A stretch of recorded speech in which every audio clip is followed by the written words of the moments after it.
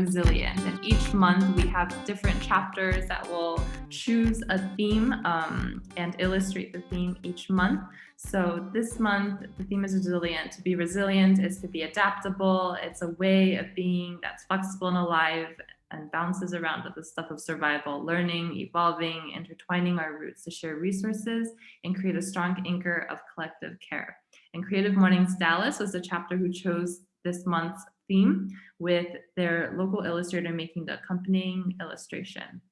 Without further ado, I would love to introduce Camille, who is a Geneva-based orthodontist. So this is her first Zoom call, actually. Part-time spinning instructor and the creator of a lovely podcast called Rude Podcast, which is a podcast that interviews remarkable women with extraordinary journeys.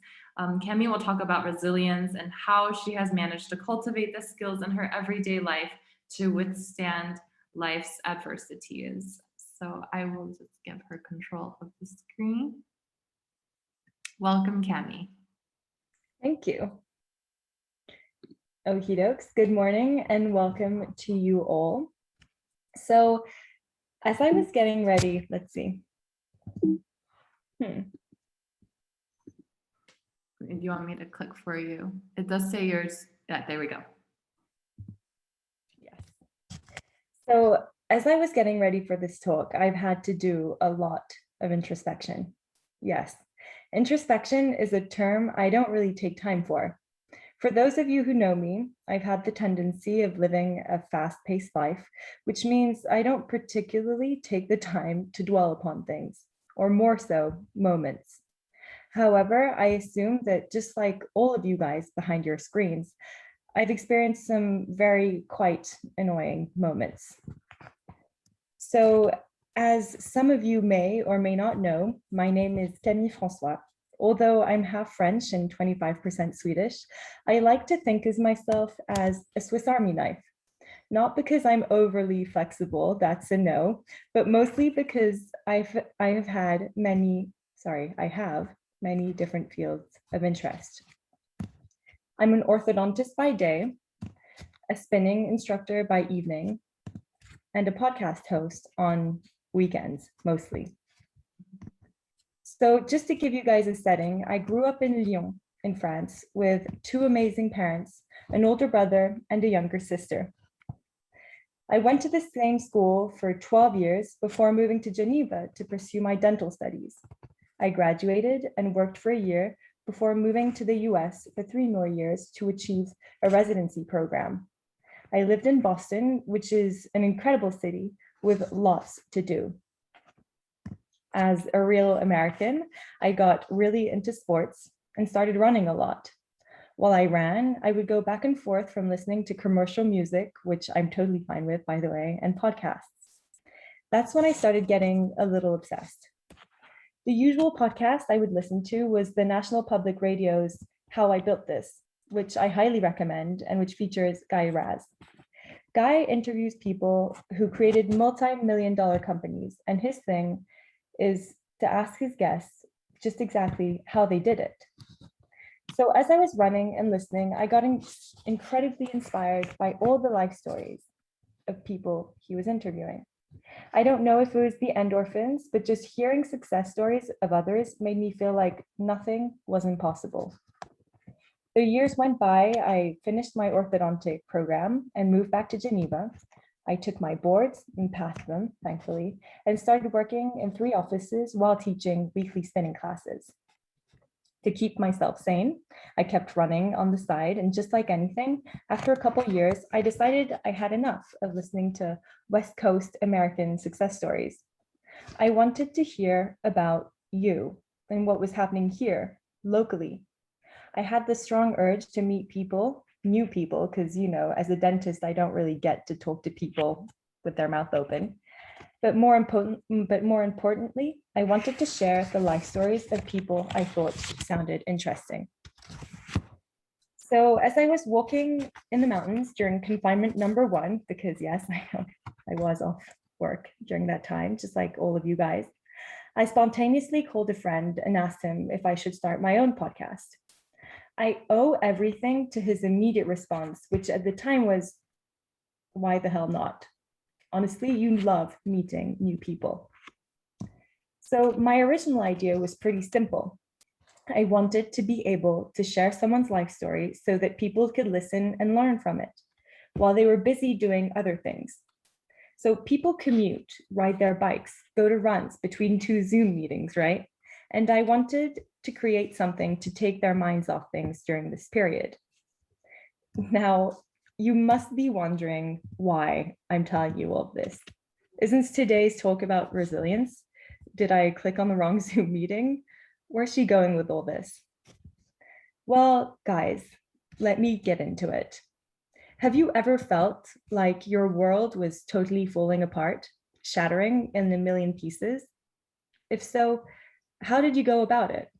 What was your coping mechanism at the time? So little did you guys realize, I consciously decided to leave out a couple details of my life in today's introduction. I decided not to mention the fact that my brother died in an accident when I was 17 during the end of my high school exams, that I got my heart literally torn apart after a long relationship, which did not feel great, and that I got injured last year and could hardly sleep or move correctly for 12 months. So those are things that to some may not feel like the end of the world, but to me definitely felt like life was throwing a new challenge to me. Luckily, today's talk is about resilience, and I'd like to go over what skills I personally used over the years to cultivate resilience. Hopefully, you will be able to find a couple tools to help you overcome some of your daily challenges. May they look insignificant to others, but feel huge to you. But first, let me get into the definitions. What is resilience? Resilience in terms of physics is the ability of a material to withstand elastic deformation without deforming plastically, more so to say, without breaking. Resilience depends on a wide range of things, but more importantly, the type of material being deformed and the amount of force used to deform it. As an example, cast iron on the left is hard and brittle and can thus break relatively easily. Therefore, it isn't considered as resilient. Wrought iron, on the other hand, in the middle, is soft, malleable, and bends without breaking. Consequently, it is considered resilient. So you get the idea. The metaphor can be carried over to psychological resilience, which entails a similar resistance to psychological strain associated with negative experiences. Psychologists refer to resilience as the ability to withstand adversity and to bounce back from difficult life events. Now, let me be clear. Bouncing back from a traumatic experience does not mean that people don't experience stress, emotional roller coaster, and suffering. No, it's more so a way to say that resilience is the secret ingredient to getting over traumatic experience. Now, what part of your life can resilience be applied to, you ask? Well, literally any hardship you have ever had to face, any traumas. May it be the loss of someone you loved, an accident, an illness, a breakup, getting fired from a job, or feeling rejected. Basically, anything that has made you come really close to destroying you as a person. And that obviously depends on how you deal with those types of situations. Well, ladies and gentlemen, I realize things are going pretty south from here, and I apologize, but I do have good news. Over the years, I like to think at least, that I've developed a pretty good coping mechanism to what life throws my way. And today I'd like to present to you some of the ways I've managed to keep my chin up to withstand life's elastic deformation. Let's go over these 7 skills. Principle number 1, cultivate a belief in your ability to cope. So whenever something doesn't go the way I planned, I freak out, just like everyone. like big time. Usually I'll text my boyfriend or call my parents and vent for a good 10 minutes. It can go from getting a no from a guest that I really wanted on my podcast to getting a weird comment from a patient or his parents. These things can really take a toll on you. The number one thing I like to do during these times is to think back to moments where things felt overall much worse and how I dealt with these moments at the time. Let me just say that is the one moment I will accept to look at the glass half empty.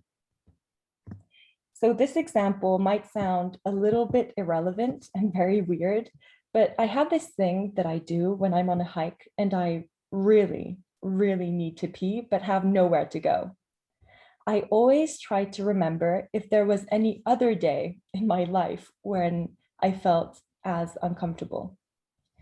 During that time of intense reflection, my mind gets carried away and I start laughing to myself, trying to reminisce the last time I felt like I needed to pee as much. Well, guys, I'm sorry to break it to you, but I tried to do the same thing with hardships. By thinking back to periods of intense difficulty, I often put my current problems into perspective. And guess what? I always realize the issue I was worried about isn't anywhere as bad as I thought it was. The other thing I try to do once in a while is to draw a mental or physical list of things that I'm kind of good at and proud of. The list may be short at times, especially when you feel like shit. But on days you struggle to find your strengths, just reach out. Your parents, friends, and partner will definitely help you enumerate some of your top qualities. However, keep in mind, the most important thing is to always acknowledge and validate the feelings that you're feeling. It's okay to not feel okay, but it's super interesting to accept and be patient with yourself. Trust the fact that no feeling is static. Horrible times don't last forever. Principle number 2, stay connected with sources of support. So as I stated earlier, resilience isn't all about you and your ability to handle trauma. It's also about the way you interact with people and how people interact with you following a trauma. Last week, while I was prepping for today, I was actually listening to a podcast while running around resilience, and I discovered 3 amazing portraits of resilient individuals. One of them was a woman who had to undergo back surgery to treat a scoliosis, and whose surgery didn't go according to plan. When she woke up after surgery, the doctors told her that something had happened during the procedure, and that she was going to be paralyzed for the rest of her life. Obviously, that came as quite a shock to her, considering she was perfectly healthy before the intervention. Coming back to our initial subject, when the interviewer asked this woman what kept her optimistic after she learned the worst news of her life, she responded, "My interaction with the medical staff." So, as many of you already know, we as humans are social animals. There's a reason why we've been living in communities for as long as we know, and that is because it is good for us. Research has showed that social interactions can improve one's mental health. It can lighten up your mood and make you feel overall happier. They also promote a sense of safety, belonging, and security, which is often what you lag of when going through a traumatic experience. So my suggestion to you is to never be afraid of reaching out, maybe to friends or family. Go knock on your neighbor's door, give your grandmother a call, but never assume that people know how you feel or what you're going through until you tell them. Because unfortunately, everyone's busy. So stay connected, even if it's to an old friend you haven't seen in years. You will be surprised with how nice people are. On the bottom left picture, This girl is my friend, is wearing sunglasses. She had gotten eye surgery the day before, so obviously wasn't allowed to be out and about in the streets of Geneva. She came to my apartment, I literally on the day I got my last breakup, and she came to have dinner at home. And honestly, I asked her to come. I knew I shouldn't ask her to come, but she still came with her sunglasses for dinner just so that I could vent with my friends and have a little laugh. So thanks, Andrea. Meant the world.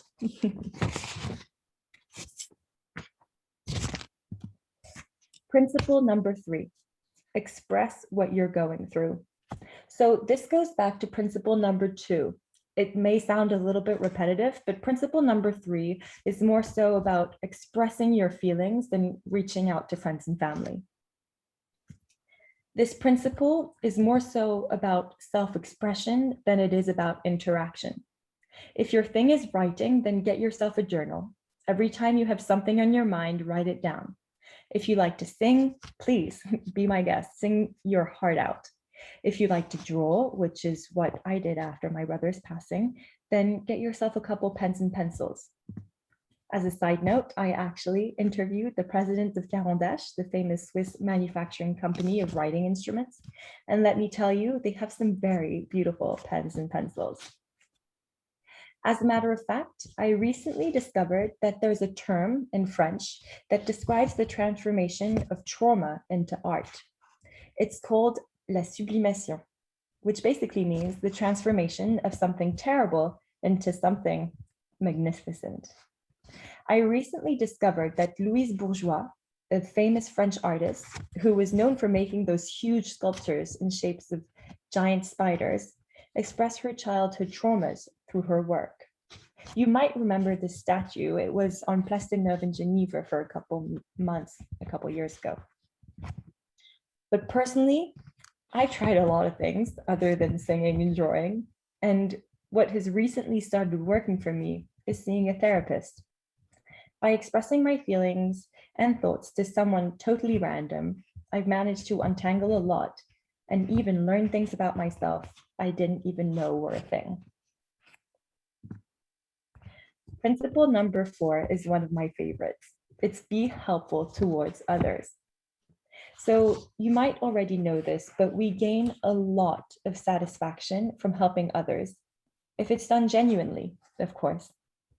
As a matter of fact, you will get so much more from giving than you will ever get from receiving. Researchers have found that people who give their time to help others through community and organizational involvement have greater self-esteem, less depression, and lower stress levels than people who don't. Ever since I started my podcast as a side hobby to my day job, I've received so many kind messages of people thanking me for helping them discover inspirational women in their community. I kid you not, that was exactly what I wanted through the podcast. My goal was to spread the incredible life stories of extraordinary women to all of you. But thanks to this project, I not only got to meet these amazing women, but I also got to acquire new skills, such as asking questions for a starter, recording on a very sophisticated microphone, and editing soundtrack. All of these skills I learned on the go as I was trying to do something for others. On a whole other level, let's think back to what you can do at this time to be helpful towards others. During this whole COVID pandemic, for example, which, as we know, was extremely stressful and depressing, you'd be surprised what a little text to a friend could do or a phone call to check in on your grandparents. I actually have a dear friend who decided she would make hand-sewn face masks to deliver to people in need. That helped transform her stress and anxiety into something physical, which turned out to be beneficial for others. And guess how that made my friend feel? Great. Principle number 5, activate positive emotions. It has been found that there are certain individuals who seem to bounce back from negative events quite effectively, whereas others are caught in a rut, seemingly unable to get out of their negative streaks. Back in the day, I met a friend who has no idea I'm talking about her today, and whose prime characteristic was to always smile. As a matter of fact, when I would tell people about her, I would present her as my friend who always has a smile on her face and who makes everyone feel great. The thing I really appreciate with Anne-Sophie, at the time at least, was her enthusiasm around anything and everything, which she expressed out loud to others throughout the day. So to give you a little bit of context from that time when I met her, my parents had lost a son and my sister and I had lost a brother. Most of what was going on at home was pretty miserable. And I met Anne-Sophie a couple months later, and without knowing, she literally changed my attitude towards life. I loved the way she would always see the glass half full and make the most out of everything by calling out what she appreciated in things. So I did what any child would do: observe and apply. I would cultivate positive emotions throughout the day and express them out loud. If you try, you will realize the more positive you are, the happier you get. Now, I know it may sound a little cliche, and it's not applicable to everyone, but give it a try. It might work just as well for you as it did for me. Another thing that I really enjoyed was journaling. I got into it for about 3 years, and every day before bed, I would write down 3 positive moments that happened during the day. It could be anything from a lovely sunrise to seeing a child sitting on a bike behind his mom who would randomly stick his tongue out at me. Honestly, anything. I would meticulously cultivate these positive emotions as an antidote in case I needed to be reminded on off days about how simply magical life is. Of course, to each their own. You don't have to be into journaling or positive thinking or, positive affirmations. I actually stopped journaling a couple months ago after getting a little tired of it. But if you enjoy watching a funny movie, having a drink with a hilarious friend, or listening to a comedy show, do it. Tap into whatever makes you happy. Principle number 6, cultivate an attitude of survivorship. This is a tricky one, but I know you've all heard Gloria Gaynor's song, I Will Survive, or even better, the Destiny's Child song, Survivor. Did you know that Survivor gets streamed more than 8.1 million times a month on Spotify? That really made me realize how many people value the survivorship attitude that they acquire through music. After a pretty painful breakup back in the day, my sister decided to make me a really great boss ass bitch playlist to empower me through these, quite honestly, not so empowering times. Her goal was to cheer me up, of course, but it was also to help me accept the reality of what I was going through at the time. When you see that 8 million people listen to Destiny's Child Survivor song every month, then you come to realize how much these songs mean to people. Through these songs, people cultivate an attitude of survivorship and feel like they are part of a community who, just like them, have survived through hardships. Another way of cultivating such an attitude is to think about things that your family, maybe your parents or your grandparents, have gone through. I recently interviewed both my grandparents, Janine on the left and Michel on the right, and discovered what they had gone through during World War II. Never had I ever asked any questions, but more so, never had I ever imagined how much resilience they had in them for getting back to their normal lives after having been under the German occupation as kids. And honestly, that brought a brand new perspectives of survivorship to me.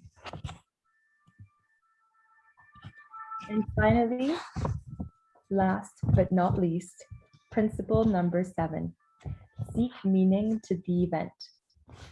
This is the one principle that I struggle the most with. How many times have you had people tell you things happen for a reason, or you always learn from your mistakes? I assume many times. Trying to find a meaning to terrible events can often be a bit of a challenge, especially when they are things you can't control. Global pandemics, accidents, sudden deaths, illnesses, sexual harassments, medical errors are all things that unfortunately we can't quite wrap our heads around. As much reasoning as we try to do, there often isn't a tangible reason as to why things happen the way they do. However, in some instances, things, whoops. Yes. And then next slide. Yes. However, nope. However, in some instances, things can be rationalized. You always learn from a relationship that didn't work out, from a job that you didn't end up getting, or from an injury you may have had. And that knowledge you acquire along the way, that little piece of information, is what you unconsciously put in your inner luggage and carry along with you for the rest of your life. And trust me, it will help you deal with situations differently throughout your ups and downs. Yep. I hope our discussion today wasn't too personal and helped you start your day in a positive manner. Remember, while some people seem to be naturally resilient, this behavior can also be learned. So if you feel like you want to be prepared for the next step ahead, don't hesitate to apply today's techniques in order to foster your own resilience.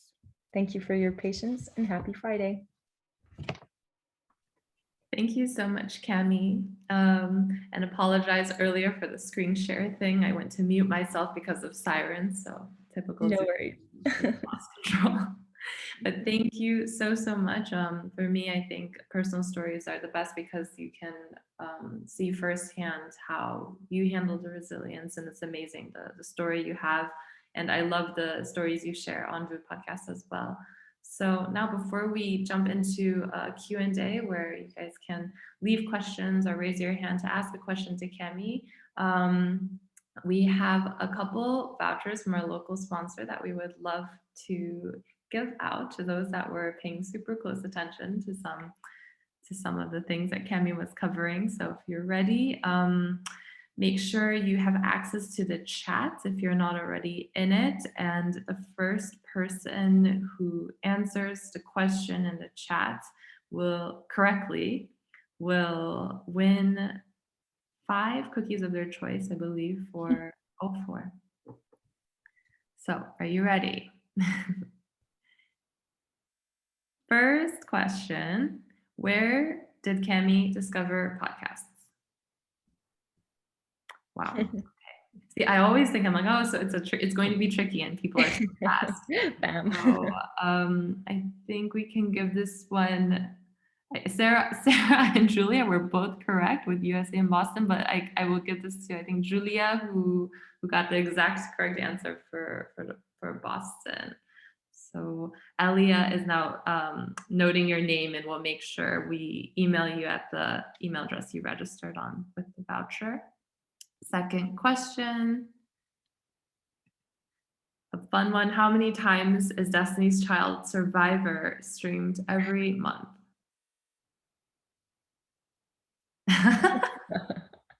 Wow. Okay. So V at 8 million exactly. So 9. Yeah, exactly. Wow. So you guys really I'm always really impressed because I don't think I could remember all these numbers so specifically. It was exactly, I think, 8.1 million. So good job, V. And third, which French artist applies the term sublimation to her artwork? That's a hard one. This is the hard one. Yes. Yeah, I also don't know if it's spelled right, but exactly, Sarah, that's correct. Perfect. And I saw Sarah was getting a couple of the right answers, almost there, like right behind the first person. So I think super well deserved. Good job. I'll keep trying. Yeah, The cookies sound good. And then final question. What are the 3 best-selling 04 cookie flavors? This might be tricky because Elia mentioned it and it was in the beginning. This is the hardest question. Yeah.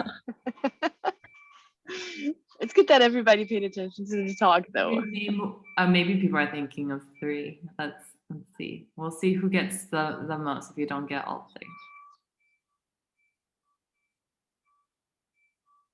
Elia, I'll have you be the judge. It's a combination between Gabriella and Sarah, but so because Sarah already has a voucher, we're gonna hand the last one out to Gabriella. What's the answer? Thanks a lot. It was dulce de leche, chocolate, and matcha. Ah, okay. Super close. Mocha is almost matcha. Mocha's a great idea, though. Maybe she meant matcha. No, but exactly. Gabriella, good job. So congratulations. Ellie, do you want to tell them the next steps? And Yeah, so what I'll do is I will email you on the email that you registered for the session today, and copy Fabiana from O4 so that you have her contact. She's also on Instagram, O4 Lausanne. And that way you can coordinate the production of the cookies and the delivery. And as I said before, you get to pick your flavors for the cookies that she'll be making for you. So that's pretty exciting. I don't know, I'm very excited about choosing my own flavors. yeah, it's very generous of Fabiana. Perfect. Thanks again, Fabiana. So now I want to open up the floor for Q&A for Camille. So feel free to leave any questions you have for her in the chat or raise your hand if you want to ask a question. So V, I don't know if your hand is up from earlier or if you have a question, but either is okay.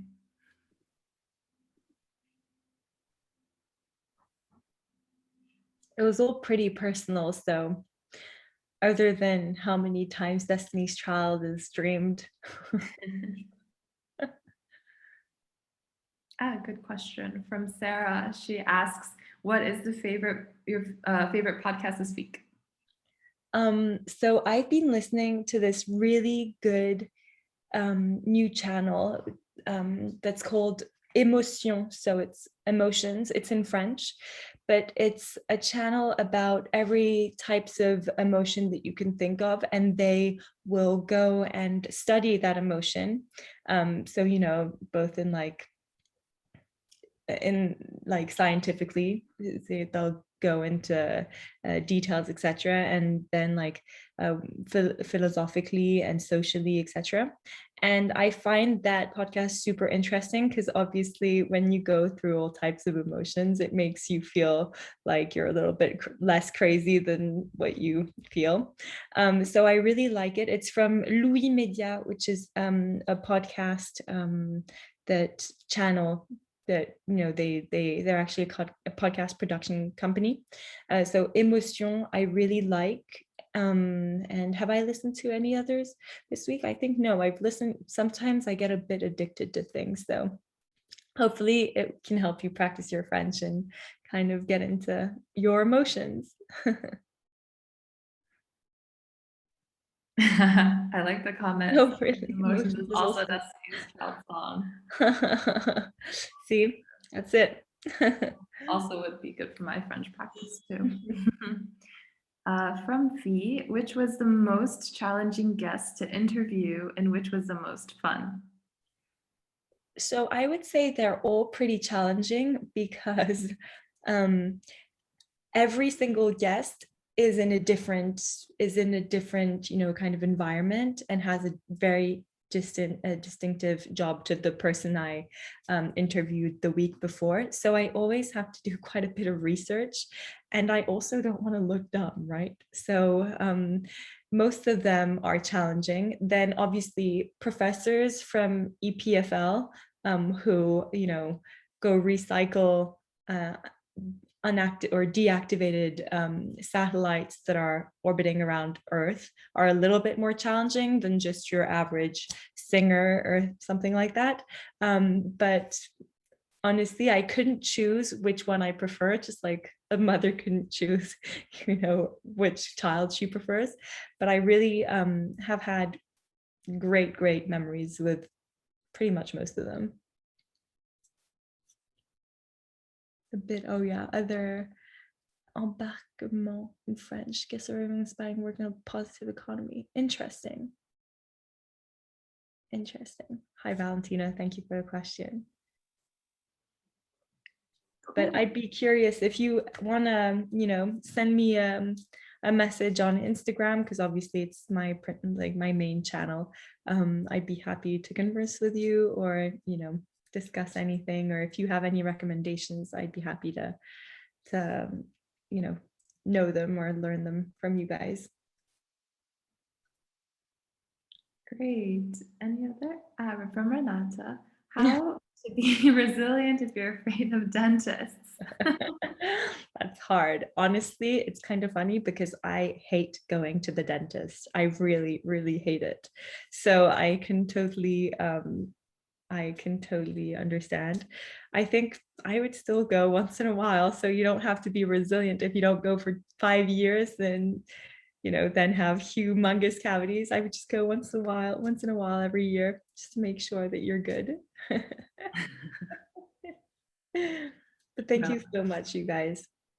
Great. Well, if we don't have any more questions, any final questions, I'm going to close the call, but thank you everyone for joining this morning. Happy Friday. And I hope we have some sun this weekend in Lausanne and that you guys all have a really lovely week. So thanks everyone. Thank you. Give it up, okay? Thank you. Thanks everyone. Bye. Thank you.